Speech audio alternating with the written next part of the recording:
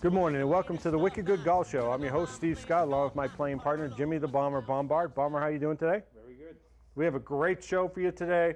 We're going to be talking about myths. Like we did last week, we talked about the myth of the equipment, right, Bomber? Yeah, we're going to carry on a little bit more with that. A little bit more about golf myths, as well as our golf tip. And if you watch the U.S. Open, you know how difficult it was to hit out of the rough. You may not hit out of the rough like they do at the U.S. Open, but the rough can be a difficult challenge, right, Bomber? Absolutely. So we're going to talk about what do you do besides A friend of mine hitting on once the rough? said he wishes it was rough everywhere. Then it would be fair for everybody, actually. That'd be fair for everybody. And joining us as well for all three segments is Jack Ross from the New England Golf Monthly magazine. He has just come back from Marion and the site of the U.S. Open, so it's great for you to be with us, Jack. Appreciate you. Very happy Welcome. to be here. Thank you. Yeah, welcome. You've been doing some radio with us and calling in and giving us your rulings and with the Tiger ruling and everything else. So it's great to have you on the show. Well, it's happy to be here. So we'll get to the myth right now, which is what? What's your myth for today? Oh, we're doing the myth. We're doing the myth first. All right, I know We that. got to get him on the roll. Yeah, here we go. Let me get my glasses. See? Actually, last week I watched. myth I did see is the show. if you It don't- looked like I'm really important with these glasses on. You do. You look very studious.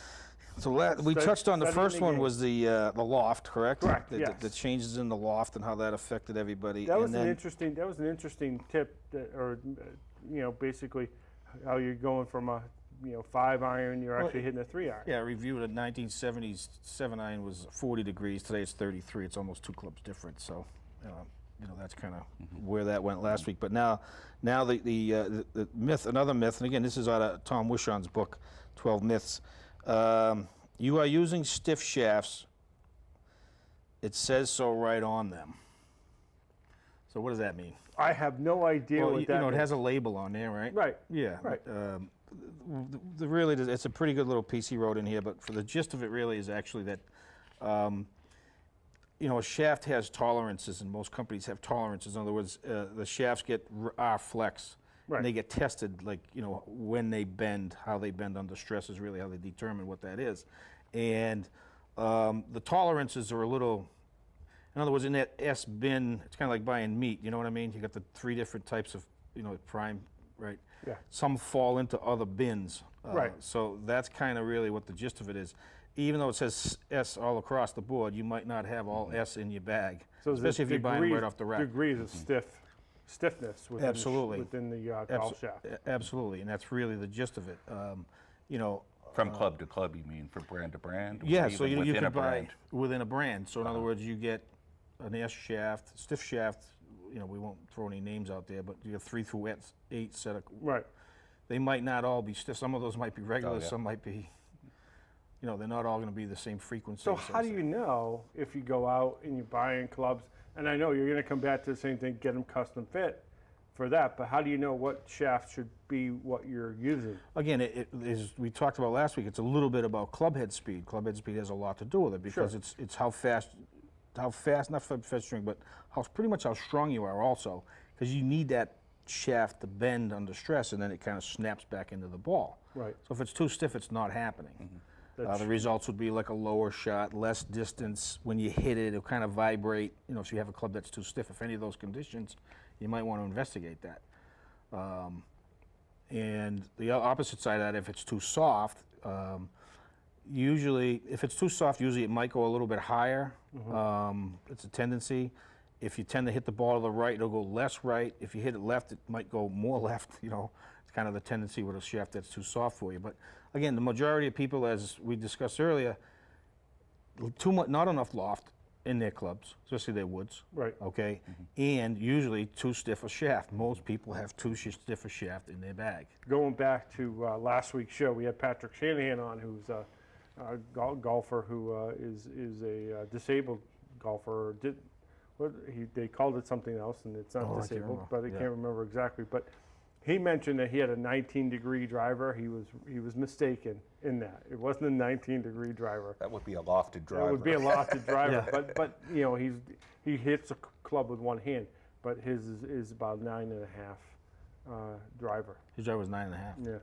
Yeah. So it's different than what he said on the show last week. But gets us back into that. If he was hitting a club, what would you recommend the kind of shaft for him? Well, you'd have to see. I'd have to see him at the one hand and swinging. I'm sure it's probably on the softer side. I would doubt that that's pretty stiff. Now, the softer side gets you more whip within the shaft. within your The club head. characteristic of the shaft is it comes in and under the slow motion now they have the shaft actually it bows up here, it starts bending, Right. and then it actually snaps into the ball. Right. In that direction. Actually, when they show the shaft now hitting the ball, it's actually bowed this direction. So the faster And if you it swing, isn't doing any of that bowing, you just kind of might as well hit it with a telephone pole. It's not going to do anything. could you imagine him doing that? Paul Bunyan out there hitting a golf ball. As an instructor, when do you recommend somebody go into graphite shafted irons? It's highly. I don't think I've ever recommended it. The only really? characteristic of graphite is it's lighter. Right. It's The whippy flex, too, isn't it? no, not It's not necessarily. really? They got Okay. graphite shafts as stiff as Oh, steel. okay. So that's most people believe that. Most people think that once you go graphite, they're whippy automatically. Right. No, they make them Not all. pretty Okay. pretty stiff. Different tolerances of stiffness also, but usually they're lighter. Right. And some people like that feel. Some people don't. You might be able to get a lightweight steel shaft that might Right. So it's really comes down to, like I said, the custom fit, how good the fitter is, Right. and what he has at his disposal as far as all of the equipment, all of the shafts, all of the distant testings he can do, and also when he puts them together, that he's also checking to make sure that if this is the flex he needs, that all of his clubs I'm making him have that same flex. So the general rule of thumb is that the higher speed, club head speed you have, the stiffer the shaft. That's what everybody believes, but might not necessarily be the case. It could be, that could be different also. It could be. Really? It could be, yes. So that's a myth Yeah. right there, I that believe not all shafts are the same, even if they're labeled the same.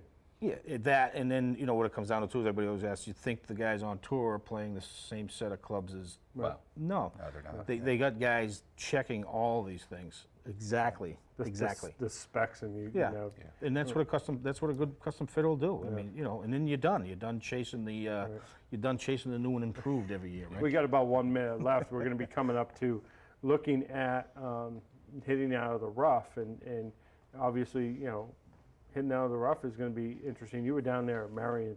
What was the biggest thing that you saw hitting out of the rough, from your standpoint? I think there were two things. One was that you didn't have to be off the fairway very much at all, maybe even only a few feet, and you were in really thick stuff, and those guys weren't able to hit the iron that they would want to hit. If you were more than 10 feet or 15 feet off the fairway, forget it. You were wedging out to the fairway, and that's like the U.S. Open used to be. The other difference that I think we all saw was even around the greens, those guys were in some pretty thick stuff and were really struggling with some of their little chip and pitch shots around the greens. Right. It was definitely one thing to take a look at and see how these guys were handling that. You handle this in your round every week, hitting out of the rough, and when we come back, we'll talk about that. Bomber will give you some tips how to get out of the rough a little bit better, a little bit easier to score. And that's what the whole thing about playing golf. We want to score. We'll be back more with the Wicked Good Golf Show right after this.